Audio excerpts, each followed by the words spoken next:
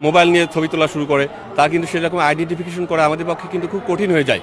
Already কিন্তু 4 জনকে close করা হয়েছে। এটা হয়েছে ভুল বোঝাবুঝি হোক, আর যদি অন্যায় আচরণ করবো বা মারবো, এটা হয়তো অন্ধকার।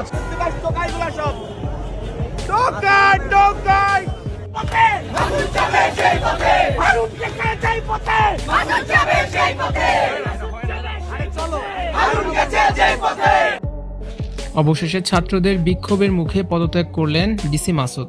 ডিসি মাসুদের থানা ঘেরাও করে দফায় দফায় বিক্ষোভ সমাবেশ চালিয়েছেন ছাত্ররা।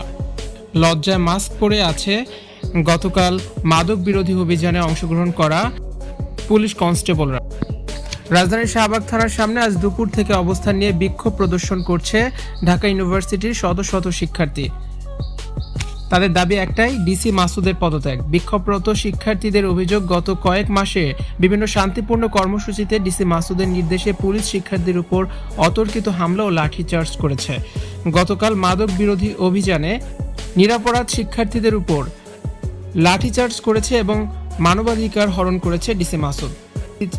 তাদের উপর দমন পীড়ন চালিয়েছে। শিক্ষার্থীরা দাবি তোলেন, অবিলম্বে ডিসি মাসুদকে পদত্যাগ করতে হবে। শিক্ষার্থীদের উপর হামলার ঘটনায় বিভাগীয় তদন্ত আইনি ব্যবস্থা নিতে হবে। তাকে উপযুক্ত শাস্তি প্রদান করতে হবে। গ্রেপ্তারকৃত নিরপরাধ শিক্ষার্থীদের নিঃশর্ত মুক্তি দিতে হবে।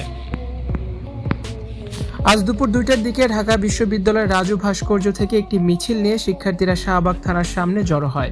এ সময় তারা থানার প্রবেশ পথের সামনে অবস্থান নিয়ে বিভিন্ন স্লোগান দিতে থাকে। বিক্ষোভের কারণে শাহবাগ মোড় থেকে সায়েন্স ল্যাব ও মৎস্য ভবনের দিকে যাওয়ার রাস্তায় যান চলাচল সাময়িকভাবে বিঘ্নিত হয়। বিক্ষোভ চলাকালীন শাহবাগ থানার ঊর্ধ্বতন কর্মকর্তারা শিক্ষার্থীদের শান্ত করার চেষ্টা করেন। তবে শিক্ষার্থীরা সাফ জানিয়ে দিয়েছেন, পদত্যাগের সুনির্দিষ্ট ঘোষণা না আসা পর্যন্ত তারা রাজপথ ছাড়বে না। বিকেল 5টা পর্যন্ত শাহবাগ এলাকায় টানটান উত্তেজনা বিরাজ করছিল। বিপুল সংখ্যক দাঙ্গা পুলিশ মোতায়েন করা হলেও শিক্ষার্থীরা শান্তিপূর্ণভাবে তাদের অবস্থান কর্মসূচি চালিয়ে যাচ্ছে। এখনও দফায় দফায় বিক্ষোভ কর্মসূচি পালন করছে শিক্ষার্থীরা। ঢাকা বিশ্ববিদ্যালয়ের বিভিন্ন হলের শিক্ষার্থীরা দফায় দফায় মিছিলে যোগদান করছে।